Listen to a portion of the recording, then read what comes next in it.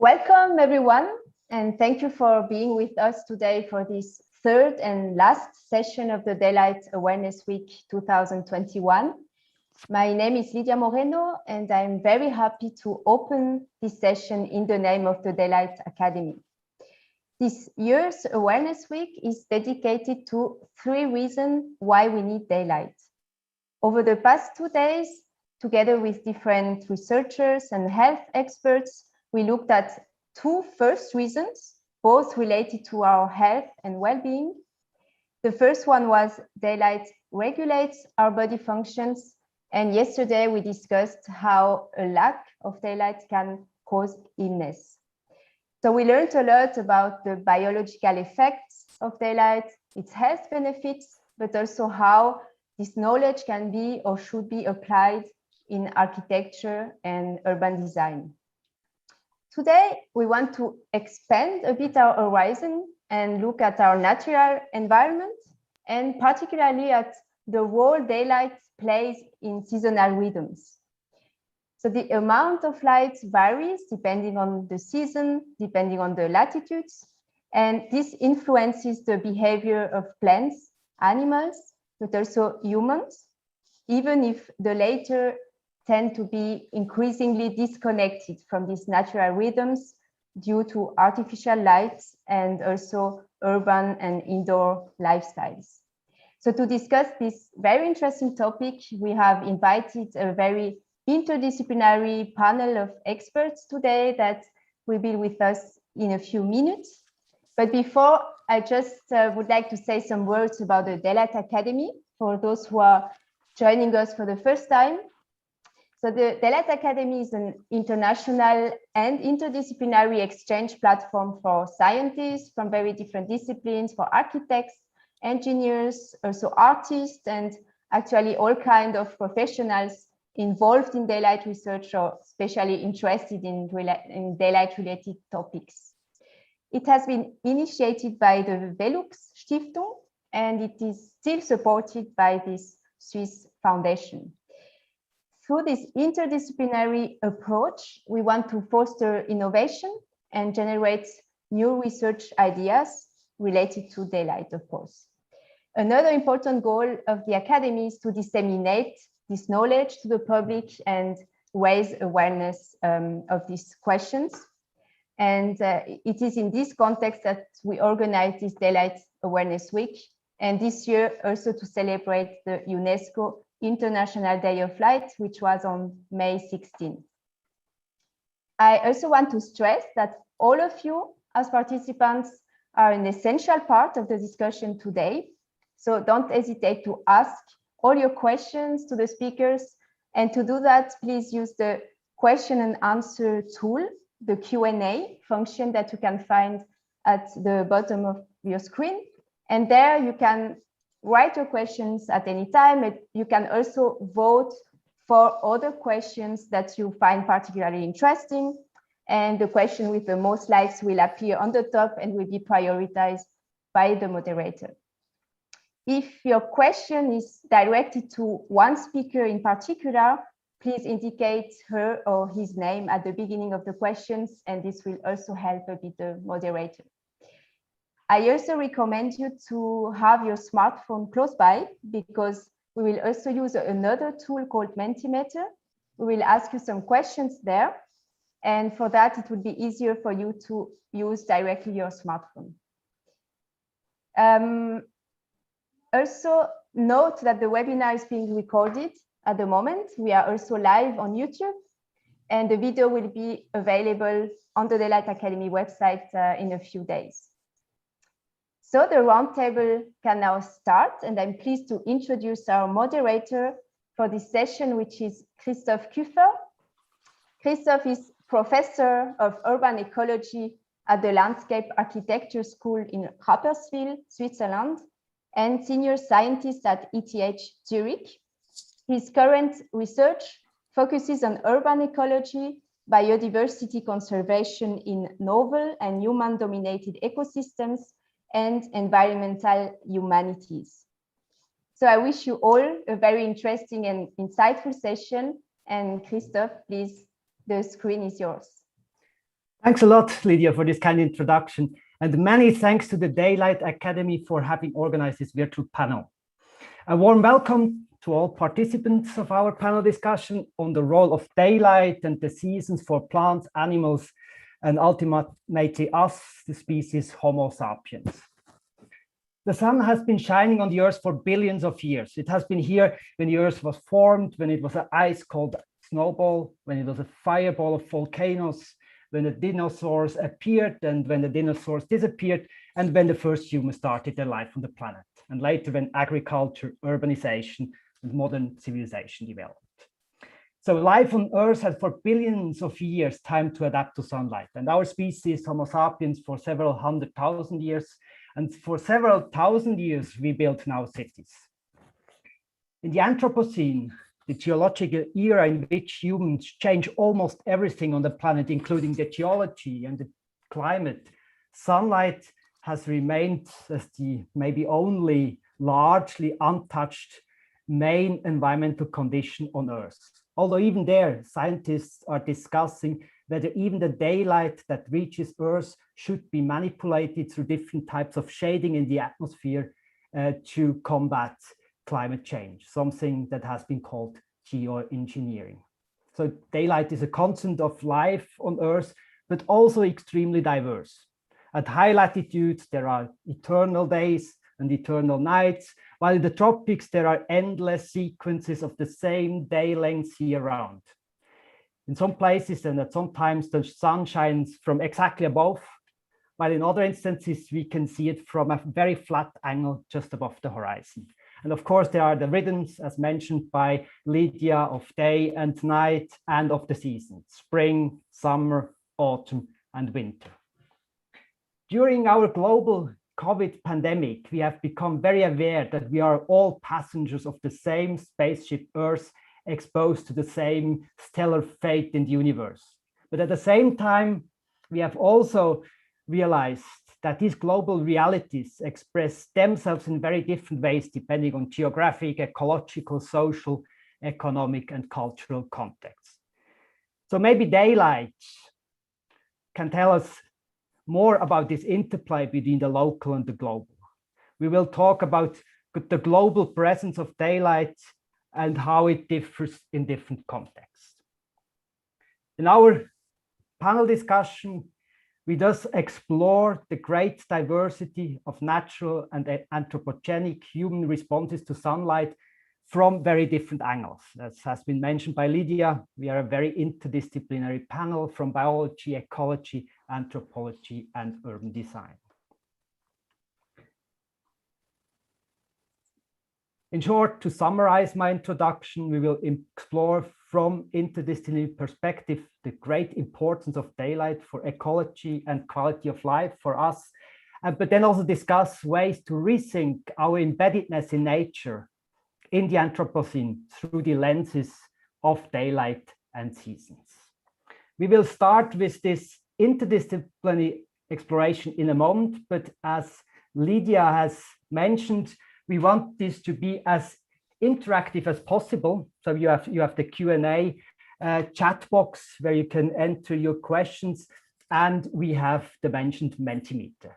So to start with you, I introduce to you the Mentimeter. It's a very simple tool. Take your smartphone, or if you don't have a smartphone, then open a new browser window in your browser, go to menti.com and enter the code that you can find in the chat or on the screen, and I will also read it to you. 4338058. And with this, you can start with the first question.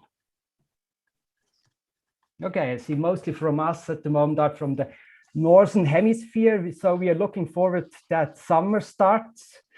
Let's see whether we have some. Here's the first person that is in autumn, Southern Hemisphere. We have more from the Southern Hemisphere. We wait, I think, a little more. Maybe some others want to enter their location on the planet. Thank you.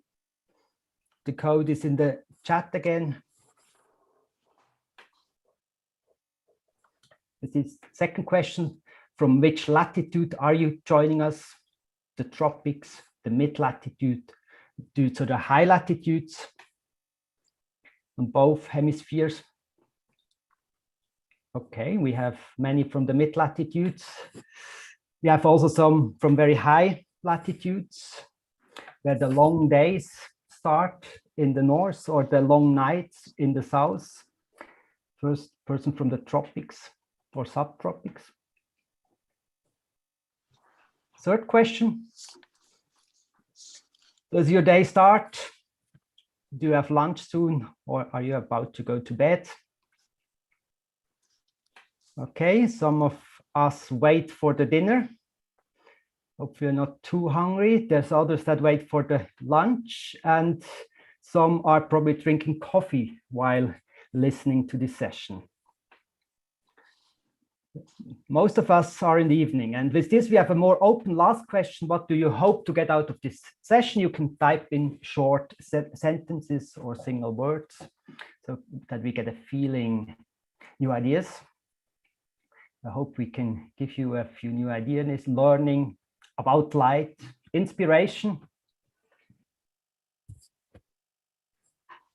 How does the light relate to health? I think we will again talk about this, although this was the topic of a previous session. We will certainly talk about how plants relate to daylight. We will certainly also talk about light in cities and light as part of urban design. We will come back to these different experiences of the seasons. We have seen the diversity in the audience.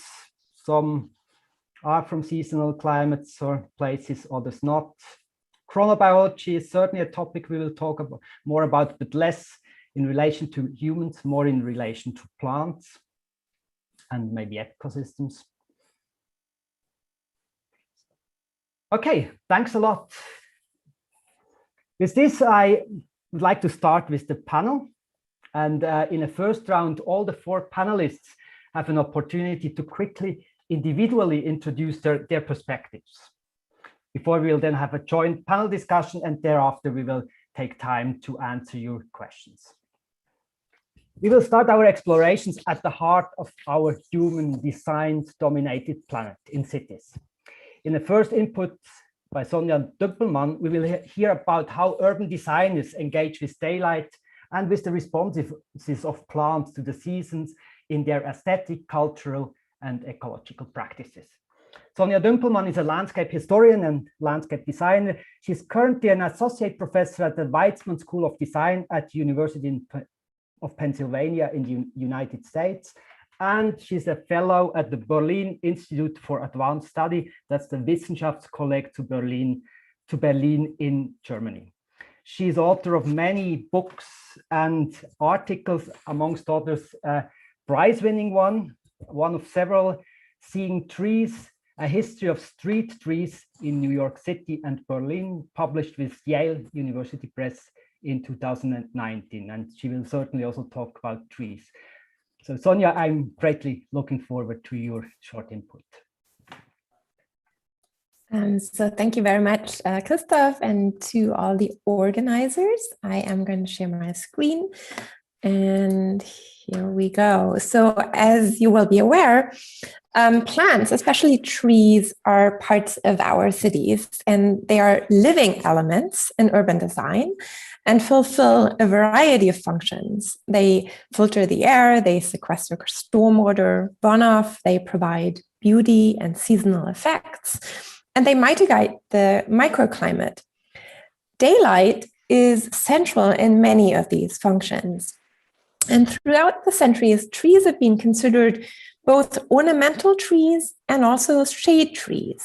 When urban governments began planting trees systematically along streets in the late 19th century, they talked about shade trees. Trees quickly became shade infrastructure, we could say. And it has been precisely trees' light mitigation, their shadow and shade, that have been important for their use in urban design.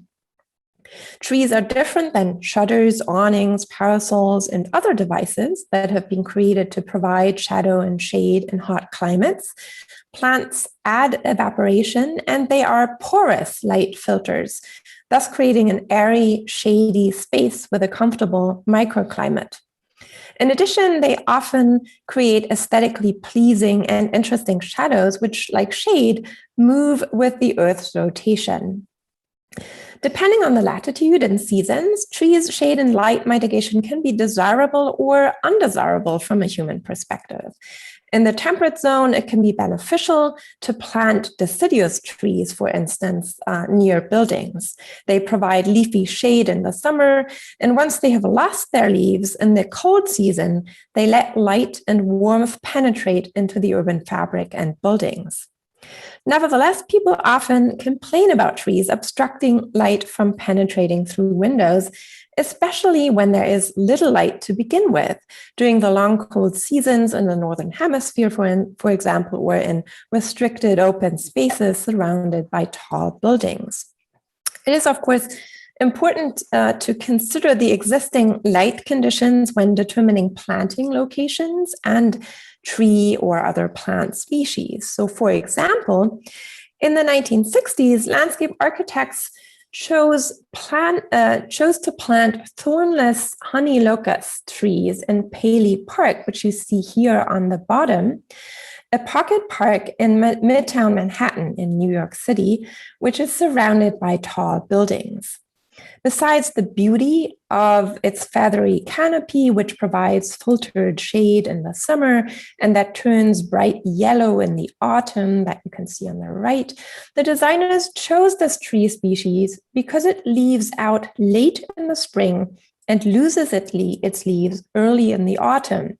This way, then, sunlight can enter the space unhindered during the colder seasons. To thrive, not only humans, but trees as well, of course, need light. So when urban foresters began promoting the planting of street trees in New York City at the beginning of the 20th century, their biggest concern was the height and massing of the skyscrapers that could prevent sun and skylight from reaching the ground and its trees. Another concern was the street orientation that has an impact on the amount of sunlight that can reach trees. Urban designers distinguish between skylight, which we could also call daylight, coming from all directions of the sky, and sunlight coming from one particular direction. So this means for street trees, but also for human life, it matters whether city streets run, let's say, from north to south or east to west. And for example, one of East Berlin's large thoroughfares that you see on the bottom right that runs east-west was laid out in the 1950s so that a wider open space would accompany the roadway on its northern side. So there you see north and south. So the reason for this decision was the fact that this area would receive the most direct sunlight throughout the year. It therefore made sense not only to design the northern roadside as a linear park, but to also plant a double row of trees in front of the buildings. There, the trees would receive enough light to thrive, and they would enable human life to thrive as well by providing welcome shade in the hot summer months. So I will leave it at that. And Christoph, it's back to you. Thank you. Thanks a lot, Sonia, for showing us this complex interaction between built infrastructures, living material, and daylight. And you mentioned already ecosystem services of trees and the ecological knowledge needed of designers to work with this living material. And this leads us nicely to the second perspective, the perspective of ecology that is being introduced by Peter Edwards. Peter Edwards studied botany at Cambridge University in England, where he also obtained his PhD degree for a thesis on nutrient cycling in a mountain forest in New Guinea. Until his retirement in 2017, he was a professor of plant ecology at the Swiss Federal Institute of Technology in Zurich, that is ETH Zurich, where he also served as a dean of the Department of environmental system science, and thereafter he was a director of the Singapore ETH Center in Singapore, which amongst others runs a future cities laboratory that explores new ways of designing cities. Peter, the micro is yours. Thank you very much. Thank you very much, Christoph. And here comes my slide. Well, as Christoph, first of all, hello everyone, good morning, good afternoon, good evening. As Christoph has said, my research career began as a plant ecologist in Papua New Guinea, where I studied a rainforest, a bit like the one in this picture. And over the years, I've had a chance to visit and study natural vegetation in many parts of the world. And one of the things which still fascinates me is the extraordinary diversity of ways that plants in natural vegetation are adapted to local conditions. More about that in a moment. But for the last few years, I've experienced a big change. I've been studying the plants and vegetation of cities, particularly Singapore. And of cities, of course, the plants are not adapted to the local conditions. Very often they've been introduced from other regions. And also cities create new conditions. Cities get warm, cities alter patterns of rainfall, cities change light conditions with artificial light at night. So in all of these ways, we're exposing plants to conditions that they might never encounter in nature. So I'm also interested now in how plants cope with these differences. And this picture here simply shows you vegetation in the city of Singapore. But I'd like to start now with saying a few words about the adaptation of natural vegetation. And I'm going to take as my example the humble leaf. And as we all know, the job of a leaf is to synthesize high energy-rich carbohydrates using sunlight as the source of energy and carbon dioxide and water as the raw materials. And because leaves are so familiar to us, it's easy to forget what a truly extraordinarily complex process this is. So I'd like you to imagine for a moment that you are a chemical engineer and you have been asked to design a process with the following specifications. First of all, it's a chemical reaction and the energy source for this reaction will be the sun, and the structure containing the reactors must be very thin and held perpendicular to the sun's rays. But please ensure that the ultraviolet radiation doesn't damage the reactors. Secondly, you need to provide a continuous supply of water, partly because the chemical reactions require this as a raw material, but also to keep it cool, and also to prevent the structure from collapsing because it's actually being held flat, perpendicular to the sun because it's full of water. Thirdly, the reactors must enable gases to exchange freely with the atmosphere, but under no circumstances must they be allowed to dry out. And please note that the conditions will sometimes be very highly desiccating. Fourthly, the chemical reactions involve large amounts of energy and you need to manage them very carefully or you will destroy the reactor. And finally, the processes create highly oxidizing conditions, producing free radicals that could also destroy the reactor. Now, I think at this point, the chemical engineer would probably give up his profession and go off and become a bank manager. But of course, what I've described is simply a leaf. And with these extraordinarily difficult environmental conditions for the process of photosynthesis, it's not surprising that leaves have to be very closely attuned to the local conditions. And if you think about it, they vary in terms of their size, their texture, their color, their shape, the timing of the growth. And much of this variation, not all of it, I don't want to pretend all of the variation, but much of it is adapting the photosynthetic machinery to work well under particular conditions. And that's what fascinated me when I very first became a plant ecologist. Let's take an example. In a temperate seasonal climate, the best strategy is to produce a very efficient thin leaves at the beginning of the warm period, which can then produce carbohydrate very effectively during the summer period and then shed them when it gets too cold. That turns out to be the best strategy, and so we have deciduous trees. But if the warm period is too short, as in the boreal regions, there simply isn't time to grow new leaves. And a better strategy is to bear long-lived evergreen leaves, which don't work quite so well, but at least they're there at the beginning of the season. So as we move northwards or as we go up a mountain, we find the vegetation changes from deciduous to evergreen needle trees. And it's just an example of the kind of trade-offs, the cost-benefit processes which influence the shape and forms of leaves. And there are many other examples. In this rainforest, you can see in this slide, for example, the conditions at the top of the canopy are completely different from those down at the bottom. And the leaves and the form of the leaves will be very different. What works well at the top will not work at all down at the bottom. So that's just a word about adaptation, and maybe I can say a bit more about what happens in cities later on. Thank you. Thanks a lot, Peter, for your travel from the wild nature to cities. We will certainly do this again during the panel discussions, and for your fascination for plants. And we will continue to hear more about the fascinating adaptation and diversity of plants.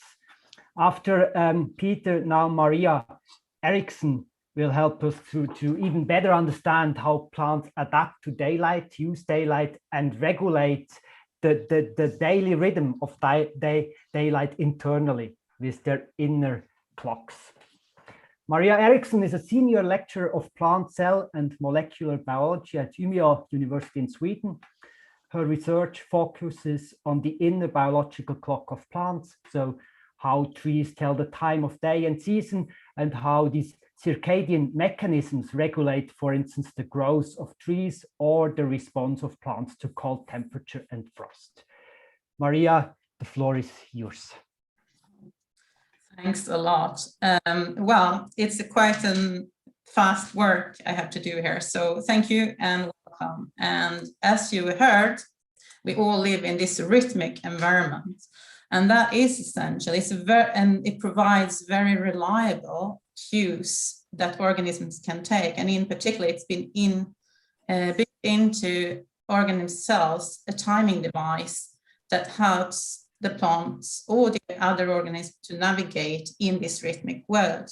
So the day and night temperatures, as well as the solar energy or the darkness, will feed information in and reset organisms to their local time. And as we heard Peter said, it's all about energy and getting the solar radiation properly. And a lot of the timing that plants are helping, or this timer is helping with, is actually to gather light and carbon dioxide at the right time when the plants can do photosynthesis, then to break down the energy in time to grow. And in order to do so, plants were sessile. They need to sort of register an environment in terms of these fine cues and be very accurate in their timing. So this makes these daily rhythms very accurate, and they help to gather energy, but it also helps to navigate in the seasonal scale. So at high latitudes, we have typically very large variations in day length. So at the equator, those plants living there, they have very nice and reliable and permissive growing condition year round, as we heard Christophe said. As we go towards the high latitudes, this change, and there is a large part of the year that is dark, cold, and dry. And therefore, plants also use their internal circadian or circa 24-hour clock to measure day length and correctly set day length requirements. And typically at these higher latitudes, it has been evolved so that the required day length is very much matched to the longest day of the year around the summer solstice. So if you take a tree down in the south of Sweden, it would have at solstice about 17.5-hour day length. And that is the day length that helps these trees grow. And up in above the polar circle, then the continuous day, 24 hours, is very helpful for those to grow. And this is, of course, the circadian clock, which is the innate timing device, is following this with this tree. And if we take it up to the north, it will be mistimed if it comes from the south. And it will not be able to prepare itself for the winter, the oncoming winter, which normal plants would do. And the locals would stop their growth in July, while then the southern species would get their cue to stop growth about a month later. And all this will lead to mistiming of growth and mistiming in preparation for onslaught of winter, and lead to tree damage and perhaps death of these trees. And yeah, plants then need to be very apt to adjust and read the solar calendar in order to time their growth to the spring and summer and stop growth at the right time. And they do that. For this is the top of Sweden. We can see that about the autumnal equinox, trees do sense and stop growth. Okay, sorry, that's fine. Thank you. Thanks a lot, Maria. So you showed how plants are in sync with these rhythms of daylight in a very fine-tuned way. And so in our last talk, we now ask ourselves, can there also be such a fine-tuned relationship between daylight rhythms and humans? And for this, we visit societies that live mostly outdoors and are daily and year-round exposed to daylight. We have a presentation by the anthropologist and linguist David Harrison. He's a Mello Humanities Fellow at New York Botanic Gardens and Professor Swarthmore College in Pennsylvania, United States. David is an explorer of the National Geographic Society, and he has been working in Central Siberia and Western Mongolia, as well as in India, Papua New Guinea, Micronesia, and as we will hear, Vanuatu. So he brings with him very diverse personal experiences of human-nature relationships in very different daylight situations. David, the floor is yours. Thank you so much, Christoph, and all the panelists, and welcome everyone to Daylight Awareness Week. I'm going to share my screen now. And I'd like to talk with you about daylight, plants, and people. And as Christoph mentioned, I'm an anthropologist, so I study indigenous cultures. And I ask myself, what can we learn from them? And we can learn a lot from them about the human relationship to nature, about biodiversity, about sustainability, and about stewardship of the planet if we're willing to listen to these cultures. I've been working recently in Vanuatu with support from the Velix Stiftung, which I'm very grateful for. Vanuatu is both a biodiversity hotspot and a language hotspot. It has immense diversity, both linguistic and biological. It's also a place that is on the front lines of experiencing climate change. I work with local experts in a way that respects their knowledge and tries to integrate it with our science so that there's learning going in both directions. People, especially the experts, have a special relationship, I would say, to daylight. They spend most of their waking hours outdoors. They grow most of their own food in small gardens. They fish in the sea. They forage in the forest. They don't make very much use of artificial light, although they do have it. And of course, they also have technologies such as mobile phones, and they are connected to the internet. So they are part of the global information ecology. There is an immense knowledge base in Vanuatu. It's really quite exciting to talk to people there. And there are three areas of knowledge I would like to highlight. The first is their knowledge of plants, and we have a number of plant specialists here on the panel. It's not unusual in Vanuatu to meet a person who can name in the local language more than 2,000 plant species and also describe their medicinal properties, their nutrition properties, their growing cycles. And a person like that who can name 2,000 plant species in this culture would not even call themselves a plant expert, and certainly not a botanist. This is simply everyday knowledge. They make their houses out of plants, and many of the plants that botanists, when they come to Vanuatu, document are actually new to science, but they're well known to local people. A second area of knowledge is the marine ecosystem. It's not unusual, again, in Vanuatu to meet a fisherman who goes out every day or night fishing, who can name more than 300 species of fish and is very sensitive to their behaviors and their migration patterns. A third area, which is most relevant to our panel, is knowledge of daylight. This is a culture that uses the moon phases as a calendar that tells them when to harvest. They know how the sun and moon affect plant and animal cycles. For example, certain plants can only be harvested during certain moon phases. They understand weather patterns, how to navigate using the stars, and something called the wind compass, which is a way of naming different winds that blow in different directions. So they have a special relationship to daylight. And this informs not only their subsistence, but their health, and I would say their happiness. It's common for people in Vanuatu to tell you that this is one of the happiest places on earth. And I think a component of that happiness and well-being is, in fact, their relationship to daylight. I don't think it's an exaggeration to say that what people in Vanuatu know could help save the planet if we're willing to listen to them. Thank you. Thanks a lot, David. Fascinating, the knowledge that these people have about daylight and plants. I assume that if there were professional botanists in the audience and on the panel, to know 2,000 plants without an identification guide is quite an achievement, even for a professional botanist. So thanks a lot for your 4 exciting inputs. We will now take some time to discuss your inputs on the panel, and then we will have more time for questions from the audience. So please enter your questions into the Q&A chat box while we discuss on the panel. In the first round, I would like to explore some of the linkages between the 4 inputs.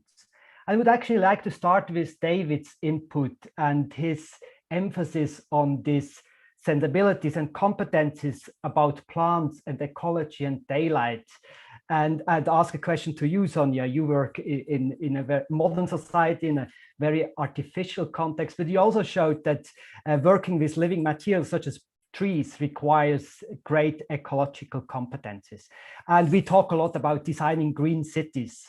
So does that mean that we have to reach a similar level of knowledge and competencies among urban designers, landscape architects, planners, architects in the future to truly design green cities? Yes, I think definitely. So I think David has given us all the all the cues where we basically need to start learning from other countries who are doing probably much better. Of course, we will have to kind of deal with much dense. I'm assuming at least kind of denser population hotspots, and that means that one of the things that we need to be doing and that landscape architects are already engaged with is researching the natural systems that the cities that we build are built into, and basically work with and design with nature rather than against it. So with non-human nature rather than against non-human nature, and see to it that we create spaces that we can co-inhabit along with non-human animals, with plants, and all the other species that exist in our environment. So we need to kind of, find those better ways of basically designing our cities so that they can be co-inhabited. So a buzzword at the moment in urban design is the multi-species city. And so how do we actually get to that? And I think one of the answers is the various aspects that David was talking about. So you made this distinction between designing with nature and designing against nature. And I would like to sort of break open a bit the simple contrast between indigenous societies. They always live with, basically follow the rhythms of nature, and we completely design against the rhythms of nature. And ask a question to David. I assume indigenous societies, even those that live outdoors, they also have all sorts of design strategies to do something against the rhythm of daylight and nature. Maybe you can talk a little about that. Yes, they do, and they're always challenged by local environmental conditions. I really liked this phrase, ecological competence. That's a new phrase to me. In anthropology, we talk about traditional environmental knowledge, or TEK. Yes, in any indigenous culture, they, of course, are connected to the world. I mentioned these people on remote islands in Vanuatu are connected to the internet. And they often build structures. They build more modern structures made out of cement blocks and metal. And they find these congenial to live in. But when a cyclone is approaching and they're getting warnings about a cyclone event, they leave these more modern structures and they go to the traditional plant-based structures that are constructed without nails or without metal, made entirely out of plants. Because they know that the traditional knowledge is actually more robust than these modern designs, which you could say are designs against nature, not with it. So they can certainly, they can evaluate these competing strategies and these different types of knowledge, but when they're under duress or a cyclone is approaching them, they go back to the tried and true knowledge base, which is how what they've done traditionally. And so you relate to another very important concept, resilience. We might come back also to this in the context of climate change. But before we talk about maybe all these environmental challenges and risk, I would like to enrich our understanding of the ecological side of the equation somewhat. So we talked mostly about plants and humans, one among millions of animals. And I would like to ask Peter, I assume that all these animals that live together with plants, they are also influenced by this daily rhythm of the plants, of energy production, but daylight is also information, maybe also information transfer related to daylight. Can you talk a little bit about how whole species communities or even ecosystems respond to daylight? Yes. Well, of course, you're right, that the plants have an enormous influence upon the entire community. And in fact, one of the wonderful things about ecology is at the end, everything is linked to everything else. There are very strong links between the functional properties of the plants and the composition and the functioning of ecosystems. And just to take an example, go back to the deciduous forest versus the boreal forest. And I emphasize the deciduous forest had these very efficient leaves, lots of nitrogen in them, very thin structures, which decompose very easily. And because they decompose easily, they very quickly release their nutrients into the ground and they become available to plants again. And the plants can take them up and they can grow fast because there's a good nutrient supply and they make nice thin leaves, which fall down and decompose. You have a positive feedback, which creates fertile conditions. And the reverse is true if you have very slow growing trees, leaves, which decompose slowly, release nutrients slowly. And that obviously has an enormous effect upon the entire community. There are far more insects, far more herbivores, which you would find in a deciduous forest than you would find in a coniferous evergreen forest. And a much smaller proportion of the total plant matter produced ever gets eaten in an evergreen conifer forest than in a deciduous forest. And so the entire animal community is influenced by the strategies of the plants. But what applies to animals applies for humans as well.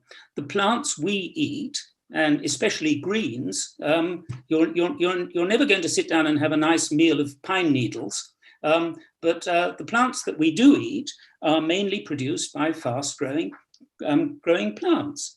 And also the places in the world where plants can grow fast are also the places that is good for agriculture. So agriculture began in those parts of the world where the plants were attuned to an environment where they could grow fast and produce very efficient foliage. And of course, it was the places where agriculture could flourish, where there was the possibility of food surpluses, that cities became possible. So without any exaggeration, you can go from the functional properties of the plants to the structure of the community, to agriculture, to the formation of cities. We will talk about cities more in a little moment, yes. But I like how you described nature as basically a symphony and played by a pretty good orchestra. And David showed us that even we humans can be part of this orchestra.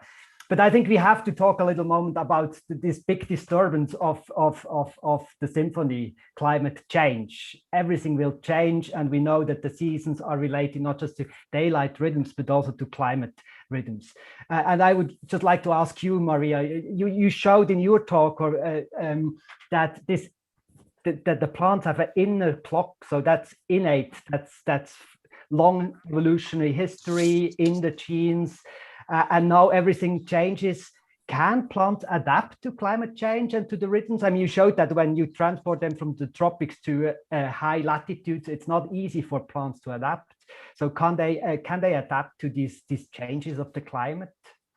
There are certain aspects of adaptation, perhaps not so readily the plants as they are moved, but perhaps their next generation. There are studies, for instance, in spruce trees suggesting that the temperature of the fertilization will affect the next generation by epigenetic marks, so to say.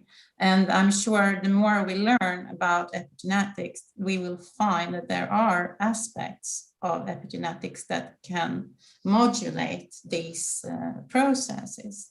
So epigenetics, can you just quickly explain, means that the experience that the plant has or an animal has transfer to the next generation? Yes, and it could be like a change in temperature or perhaps some other climatic factors that could play into this.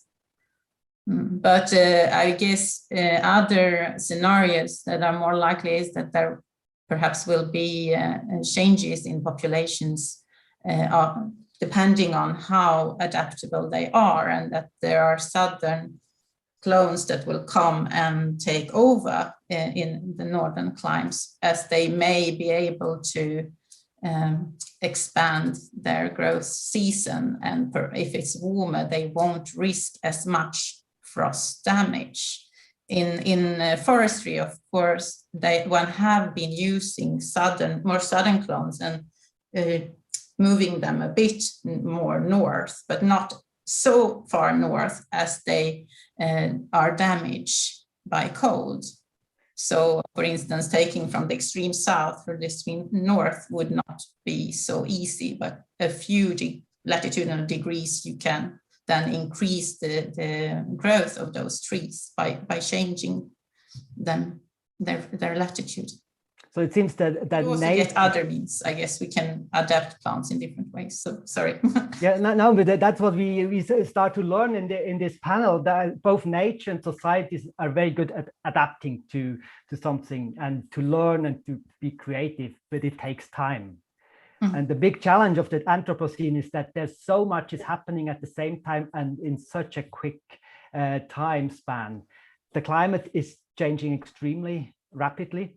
And also the way we urbanize the planet, and then the kind of novel ecosystems that we create in cities, both is an enormous change of all the conditions and in a very short time span.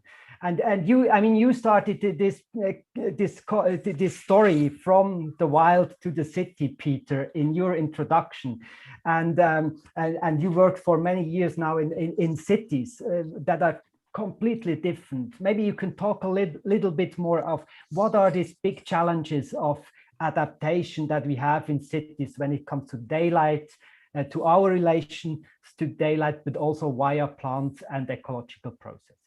Yes.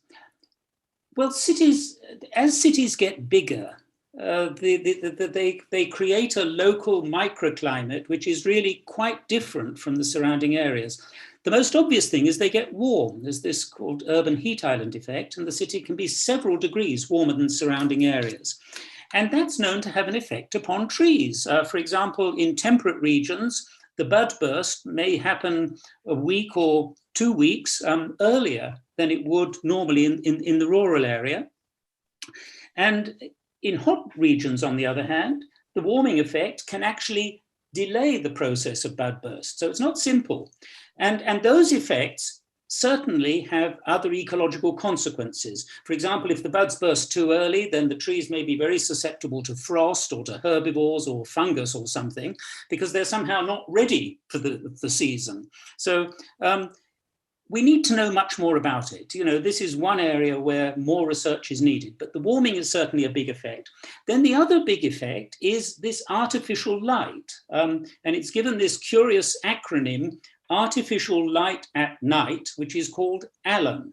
So if you're in the community, ALAN is artificial light at night. And that has all sorts of effects. Again, it changes the phenology of plants. You get plants keeping their leaves late into the winter or producing their leaves earlier in the year, again, with probable cascading effects for animals. And of course, it affects animals as well. So many birds which do well in cities somehow seem to change their circadian rhythms. And so you find pigeons, for example, feeding at night, and maybe that's why pigeons become even more of a pest problem in cities. And it's also clear that there are interactions between these different trophic levels. And there was a wonderful experiment done at the University of Exeter recently, where they made a community with different mixtures of plants and herbivores and predators, and looked at the effect of artificial light at night, of ALAN.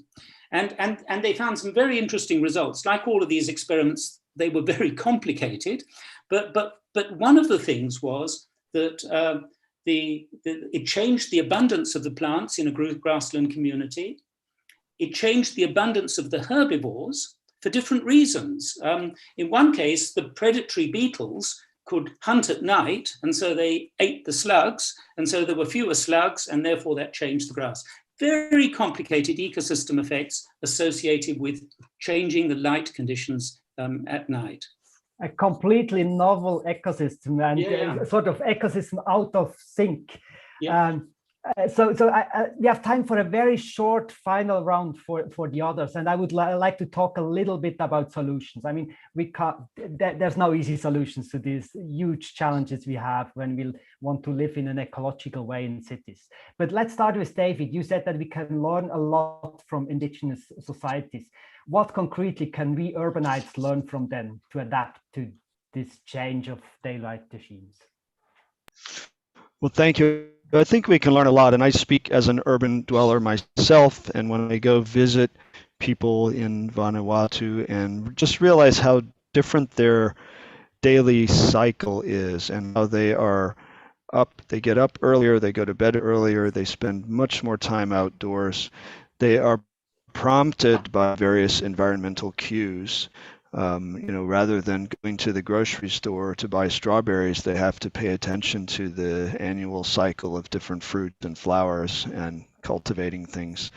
And it's just a way of connecting more to nature. And through that connection, they have been able to solve not only environmental problems, but survival problems over many millennia. And so I think if we can come to respect that knowledge base and that connectedness to nature, we can bring some of those ideas and those attitudes and perspectives into an urban setting, because face it, the majority of the world's population now lives in an urban setting, so we're not trying to reverse that, but can we learn from more environmentally connected cultures that would benefit us in an urban setting?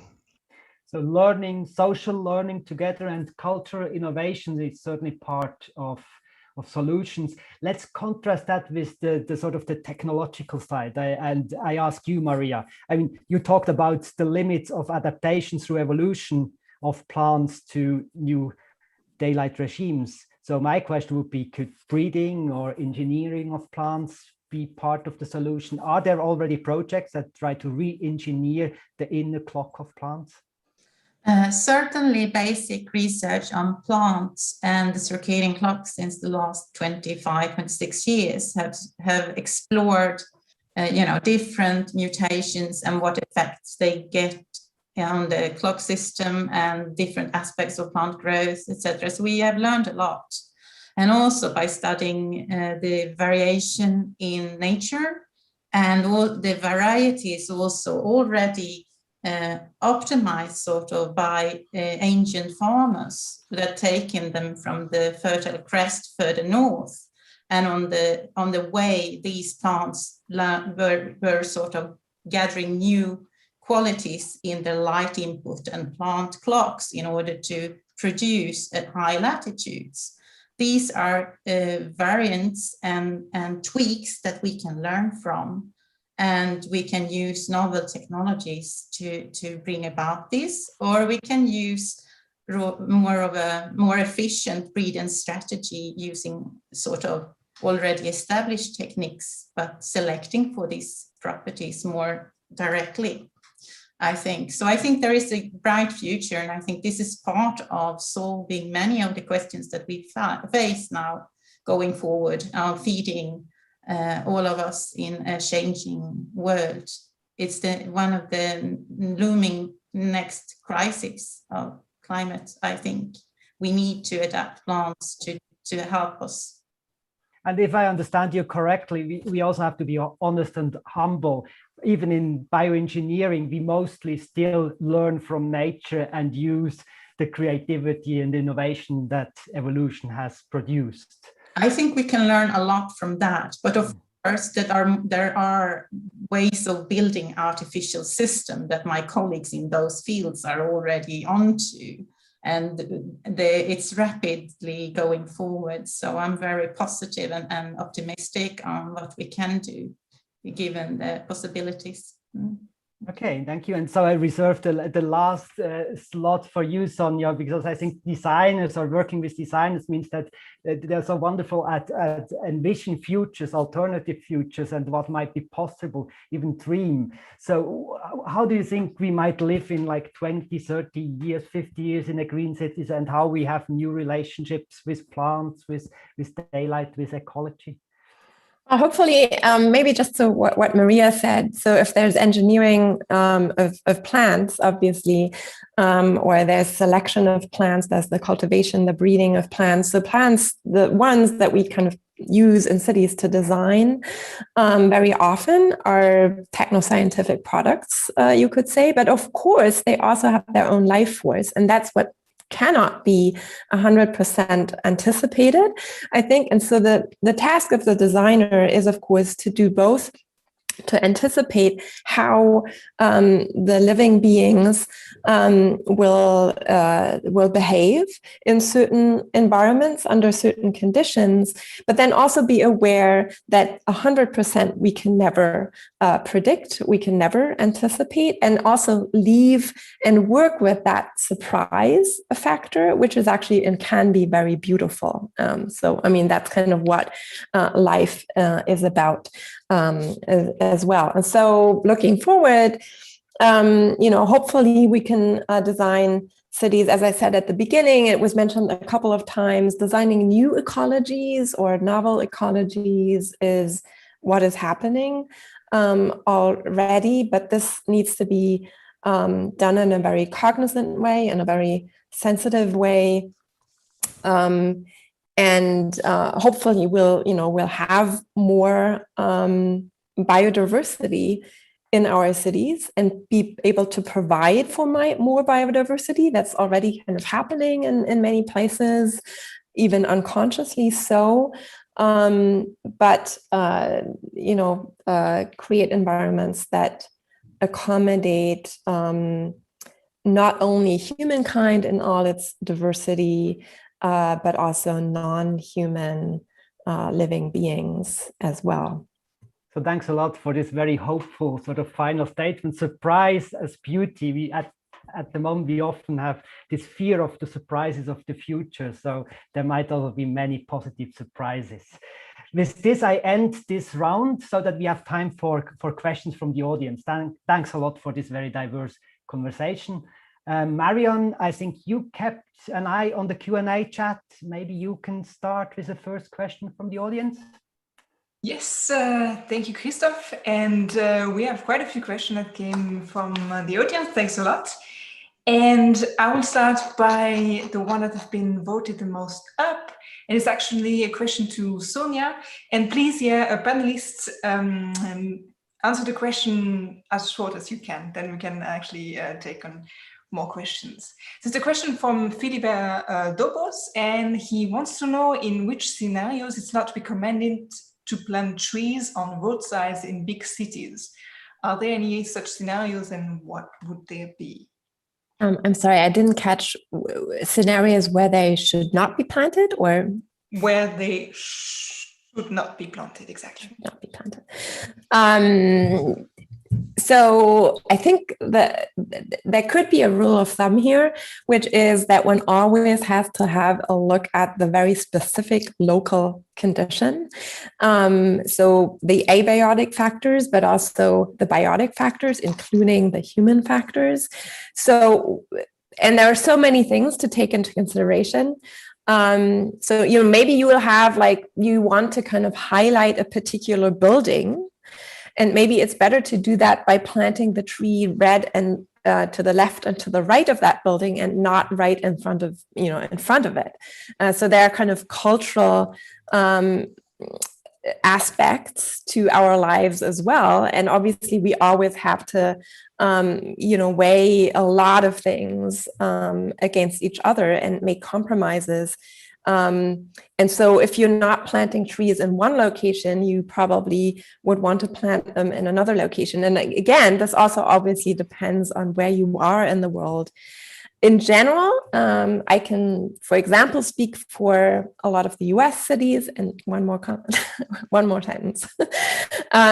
We're trying to, a lot of US cities have a problem of an unequal canopy, and it's usually the poorer areas in the city that have less trees. And so that's where we definitely in the temperate zone need to do much better and create a canopy that makes that part of nature available to all people in the city, and not to a few, only a few.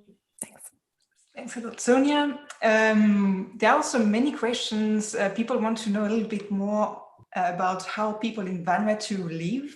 So we have a few questions from Anne Sursters or Kiran Gerhardsson. Sorry if I mispronounce your name. They want to know whether people in Vanuatu, do they use clocks? David, maybe can you tell us a little bit more? Do they use clocks? Are there any circadian studies about their sleep duration in adults living in Vanuatu? Do they change their schedules upon seasons? Yeah, those are all great questions. Thank you. So as an anthropologist, I do ethnographic research, which means I basically just talk to people and they tell me about their lives. This is called the co-production of knowledge. So they're not subjects that I'm studying. So I don't know of any studies where people would go in and do sleep studies or something.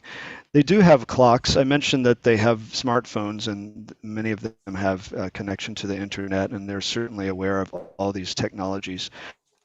But for them, the more important and I think pervasive system is the natural system. And so that's why they rise very early. They time their daily tasks, such as fishing or gardening, are timed to maximize or minimize sunlight. There are a number of things that connect to moon phases, not only the tides, you can imagine living in an ocean environment, but also the effect of moon phases on plants. And they're just aware of the interconnectedness. So yes, they do have clocks, but they can certainly get through their day just fine without having to look at a clock. And there's no such thing as a meeting that begins precisely at 3 o'clock in this culture, because they don't it's a redundant system for them. Clocks are redundant in a sense. It's an imported technology. They've done very well relying on natural cycles and daylights. I'm not sure about the part of the question about sleep patterns. I don't know if that's been researched. But I will say that talking to Vanuatuans themselves, they certainly talk about their relationship to nature in terms of happiness and health and well-being and their sense of prosperity. If you look at them from the outside, they would seem to be impoverished or subsistence, but they consider themselves to be wealthy because they have access to fresh water, to natural plant products and fish and nutrition. So even their ideas of, not only their ideas of time are different, but their ideas of materiality and wealth are different. Thanks a lot, David. We have also a few questions about plant biology and artificial light. So one from Connie Berger and one from Ayn Sösters. That maybe for Maria or Peter, you can see what's best. If one should use a lot of artificial light on plants in nature, what would happen? Would they grow better, faster, or be forced to grow and then end up with actually having less quality? So I don't know. Shall I have a shot at it and then Maria sort of chip in? I mean, in ecology, if you change something, especially if you change it in a way that, you know, the organisms have never experienced before, there's almost always winners and losers. Basically, if you have more artificial light, then many plants will simply be out of sync for some reason, and they may do unexpected things. For example, if the plants keep their leaves until right into the winter, then it's much more likely that they will be killed by a very severe frost, or if they start producing their leaves far too early. So there will be losers. There will be species which are unable to sort of cope with that new environment. On the other hand, there will be a few sort of all-rounders which do very well. And so the net effect, I think, is a sort of homogenization, particularly if you're interested in biodiversity in cities and conservation, then I think you need to try and create green areas where there isn't too much artificial light. So that's my thoughts. There'll be quite a lot of losers and a few winners.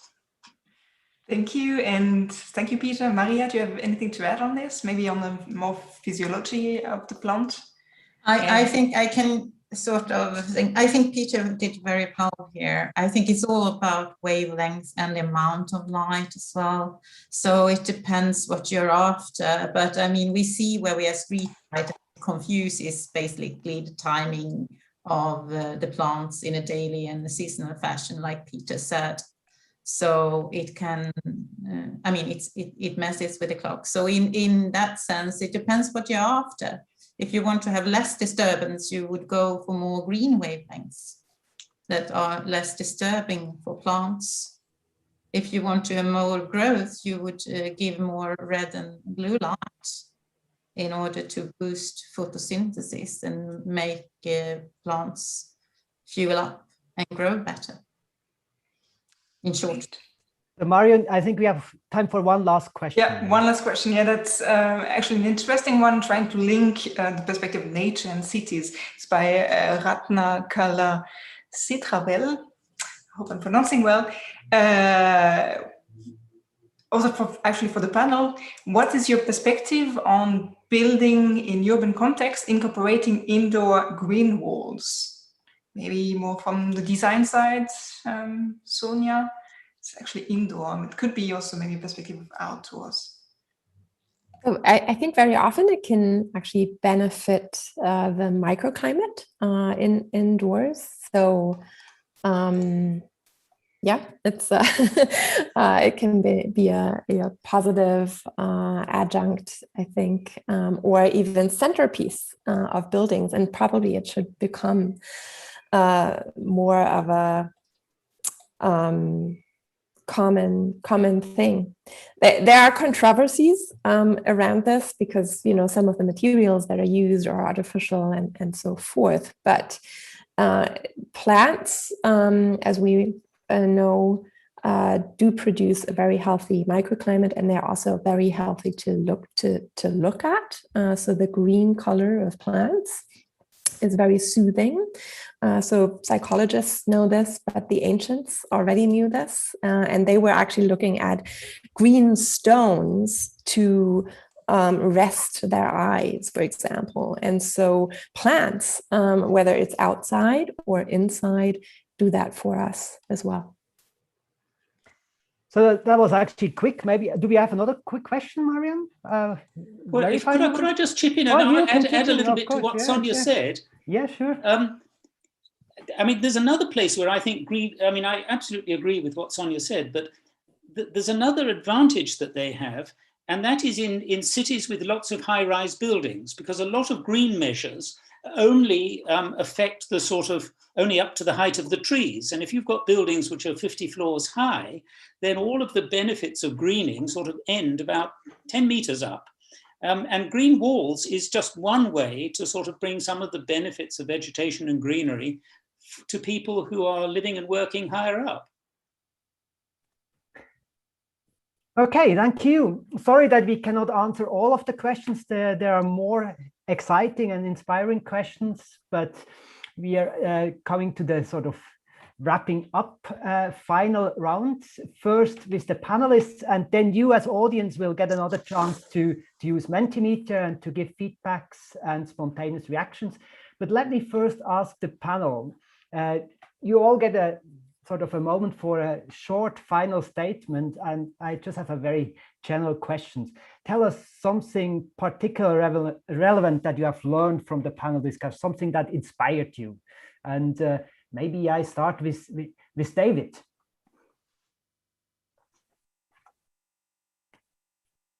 Yeah, thank you. This was definitely an inspiring panel, and I like what Peter said about you can go from the functional properties of plants. I hope I'm not misquoting you. You can go from the functional properties of plants to the structural properties of human communities. And that's a really interesting thought for me about how human communities at every point along the scale, whether it's a village of 30 people in Vanuatu or a multi-million person city in Asia, that those human communities are shaped in certain ways from the structural properties of plants. And of course, if shaped by plants, they're shaped by daylight. And so I just hadn't thought about the design constraints on human societies. And as someone who studies human societies, that's fascinating to me. So thank you for that thought, Peter. Thank you. So maybe we continue with Sonia for a final statement.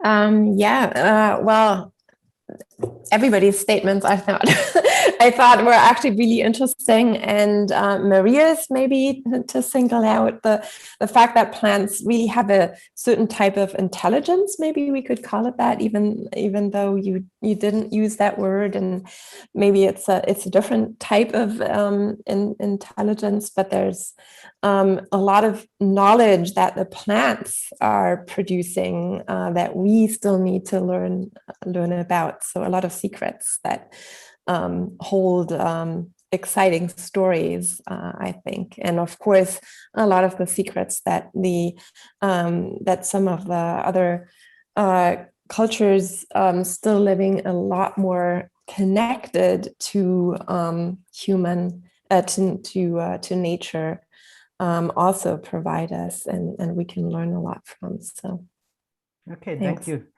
And so you mentioned Maria's name, so maybe Maria, you next. Something that I sort of forgot to say is, of course, that this timing of plants is very much often tuned into other organisms as well. And here, they have to time perhaps specific pollinators, or they boost their defense, or sort of make out of time and desynchronize themselves from predators there are, for instance, they could, if you do test plants, you see that there are predators and plants that try to be out of sync in order to be more efficient, to grow better, because if they are in sync or they have a weaker defense, then they will be eaten. So the clock helps to adapt these kind of processes as well, or interactions. Okay, thank you. And so last but not least, Peter. Thank you. Well, I think the thing which really struck me was the kind of almost brutal contrast between the life experience of traditional societies such as Vanuatu, where people were really engaged with nature. They knew it and they sort of felt it and experienced it at many levels. And what I now know is the largely indoor lives that people in cities lead.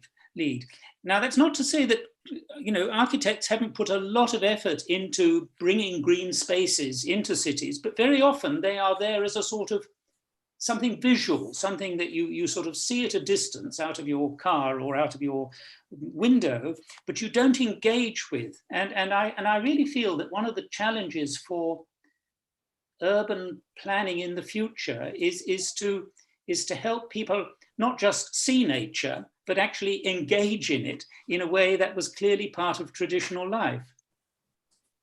So thanks a lot, Maria, Sonia, Peter, and David, for this really very engaging, diverse, rich, and inspiring panel discussion. And as I promised the audience, you now have another opportunity to give your spontaneous reactions to all of us. We use the Mentimeter again. You should know by now how it works. Use your smartphone or another window in the browser. And I give you the new code that is also in the chat. It's 85587377. You can find it in the chat. Let's see what your reactions are. What is the main message you are taking away from this webinar? Learn from nature. I also really like this plants have life force that Sonia introduced to us, this idea. Modesty, definitely. Plants are intelligent, very intelligent. Evolution is intelligent.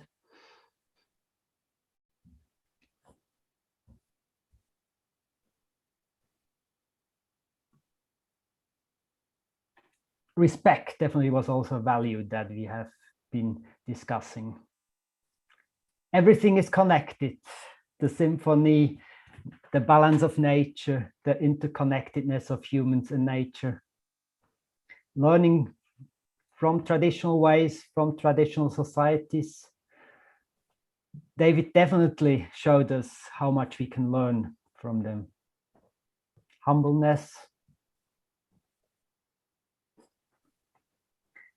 Harmony with nature and daylight in capital letters.